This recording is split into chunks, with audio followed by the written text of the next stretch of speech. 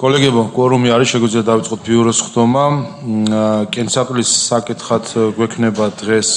კომუნიკაციების ეროვნული კომისიის წევრის არჩევა. რაც შეეხება განსახილველ საკითხებს, არის ადმინისტრაციულ-სამართალდაღოთა კოდექსში იცვლება დაჩქარებული წესით, რადიაციულ დაცვის ბირთვული საფრთხეების დაცულების შესახებ კანონის ცვლილება დაჩქარებული წესით, კორუფციის წინააღმდეგ ბრძოლის შესახებ კანონი პირველი მოსმენით ცვლილება, უმაღლეს განათლების შესახებ პაკეტი პირველი მოსმენით, შეკრებებისა და მანიფესტაციების შესახებ პირველი მოსმენით პაკეტი, პოლიციის შესახებ პაკეტი პირველი მოსმენით, თავდაცვის კოდექსი პირველი მოსმენით ცვლილება, იერარქიის შესახებ კანონი ერთი მოსმენით, ტურიზმის შესახებ ერთი მოსმენით, სივრცის დაგეგმარებაში ცვლილება ერთი მოსმენით, საავტორო და მომიჯნავე უფლებების შესახებ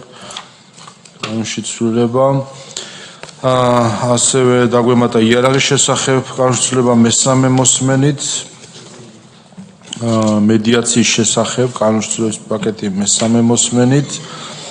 56 საკითხად საჯარო სამართლის იურიდიული პირის შესახებ მეორე მოსმენით, 63 საკითხად პოლიციის შესახებ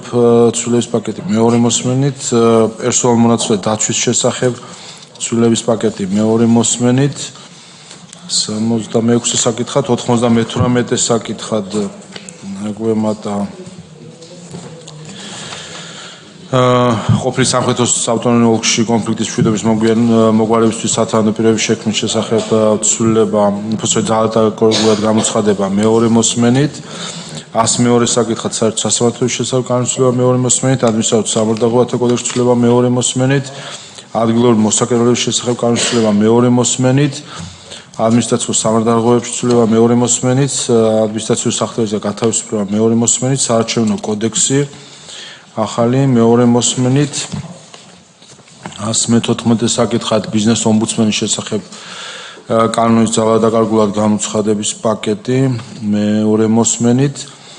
114 საკითხი, 124 საკითხი დადგენილების პროექტი საქართველოს და აზიის განვითარების ბანკს შორის საზღვაო შეთანხმების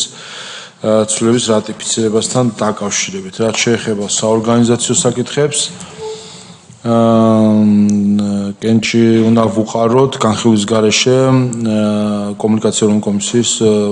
ერთ ვაკანტურ თანამდებობაზე კენჭის ხის ჩატარებასთან დაკავშირებით, გთხოვთ ამაზე თანხმობას, მადლობა. და ასევე უნდა დავამტკიცოთ საგარეო ურთიერთობათა კომიტეტის თავმჯდომარის წარდგინება